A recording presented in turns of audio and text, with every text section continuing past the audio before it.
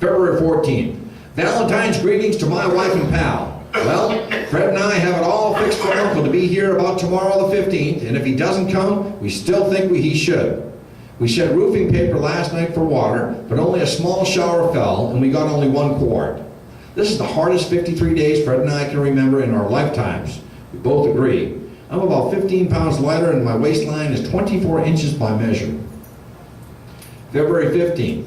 Daylight falls on Logan, Crusoe, and Fred Friday, or the other way around, and we feel and look like the original pictures of Robinson Crusoe. This is the day we picked, and we still stick to it, that help is on the way to us somewhere in the Pacific. Actually, this is the day that Singapore fell to the Japanese. We're getting along much better than a month ago as there's less traffic in the woods. I keep planning what I'm going to do when I get back to the States, so I must be going to get back okay. I had bad Jap dreams, though. A large 4-motor bomber came over and circled the island about 11, and the little scout went up as high at once. The Japs fired at the bomber, which we think was one of ours, taking observations. Hey, maybe our hunch is right, and today's the day. February 16th. Birds being disturbed indicates that Japs are coming through the trail en route to work in the garden. Well, the water shortage still haunts us, and the Japs seem to be getting ready for something. Much machine gun practice. After 60 days, the American fleet must surely be provisioned and equipped to go into action. The fleet should now be working on the Marshall Islands, Palmyra, and Johnson, and Midway. Midway didn't happen until June of 42. February 17th. All work has been stopped from 11 to 2 these last 2 days. We think the Japs may be afraid of air raids at these hours and stop work to use the listening device. February 18th. The Japs seem to have ants in their pants this morning. The planes took off at sunrise and went up high instead of going outward. We're ready. They're performing what's known as CAP, Combat Air Patrol, high above the island. We're ready for our part and hope it won't be long now. I dreamed of Aunt Renee, so she must have been thinking of me. Well, I'm hoping to get home soon now so that Fritzy can stop worrying about me. February 19th. I got up at midnight. You can feel the excitement in the wind. The planes are coming and they're going, and they're only staying out about an hour. I can almost feel help is on the way. We're all set to hear the Star-Spangled Banner played on 14-inch guns. We will stand up and cheer or even climb a tree as soon as they start. February 20th. Well, things seem to be shaping up. No machinery is moving except for trucks. No tractors, drag lines, or heavy equipment like yesterday. The ants gave me hell all night. I keep planning on all the things I'll do at the ranch when I get back. February 21st. Well, the planes are up early again. I can't get my stomach to behave because I'm having no starch and about 1/4 ounce of cornflakes each day. Fred is whittling a stick this morning to pass the time as yesterday dragged on him, and he snored all night long and I didn't sleep. When we get out of here, I'm going to move clear to the other end of the island at night and try to get some rest. February 22nd, Washington's birthday. Well, happy birthday, George. We have a new bomber in the air this morning, possibly 2. I told Fred when we moved in here that we'd be here at least 2 months, but now we have some food for only 2 more days, and that's skimping.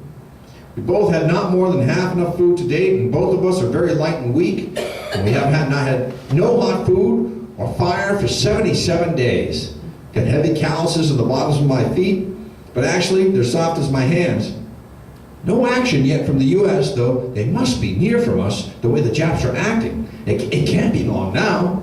We'll get by fine for 2 more weeks, and we know that help should be here by then. February 23rd. From the viewpoint of 2 gophers, something seems to be cooking on Wake Island. The Japs should know that if our fleet comes, they cannot hold the island. So it will be the part of wisdom for them to grab everything and go, as they have sacrificed but few lives to get Wake Island. They could probably load up $5 million worth of stuff in a week. And then, February 24th, this is the day of the American counterattack. And here's the pretty vivid. Shooting started all over the island at 5:30 and continued until 7. We went into the dugout at 6 when shells from the fleet began dropping all over the brush. 4 of our planes went over and the Japs opened up on them with machine guns, but held fire with their anti-aircraft batteries. Our planes shot down 2 little Jap scouts first thing.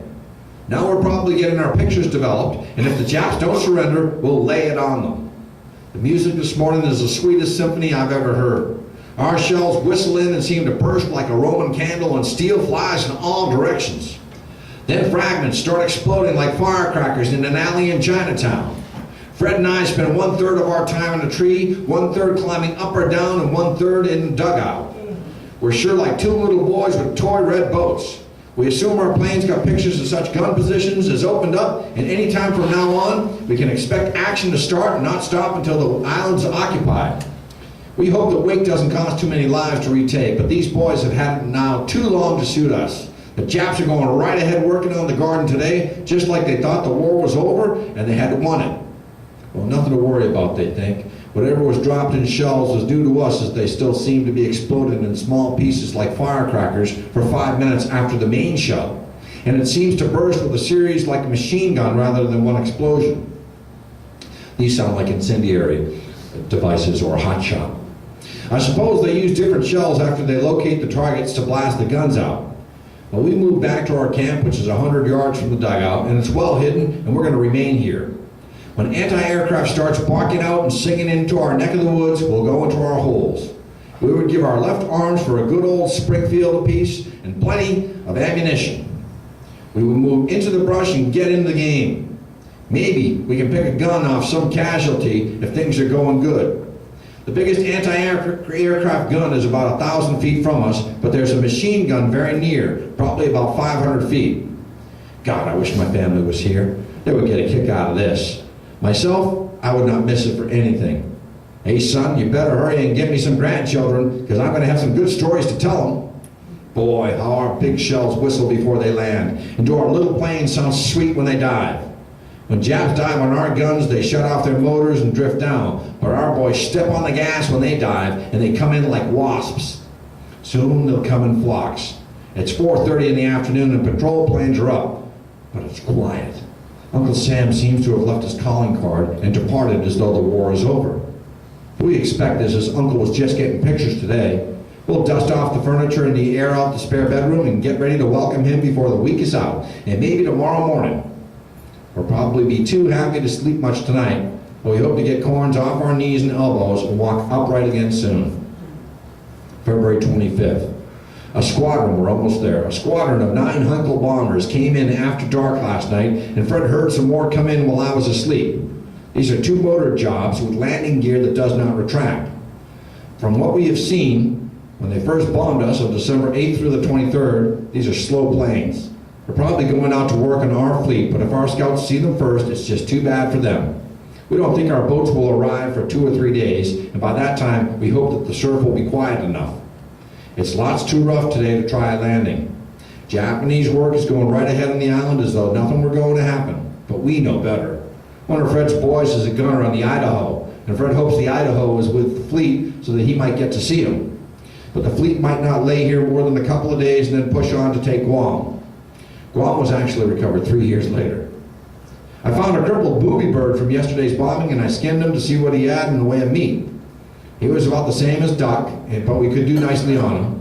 We can catch them at night on the low bushes. Scotty eventually made a net hook from a piece of cable, and we'll have several bird nets. But cooking for us is a problem. We've had no hot food now for 80 days, and we've been hiding for 64 days.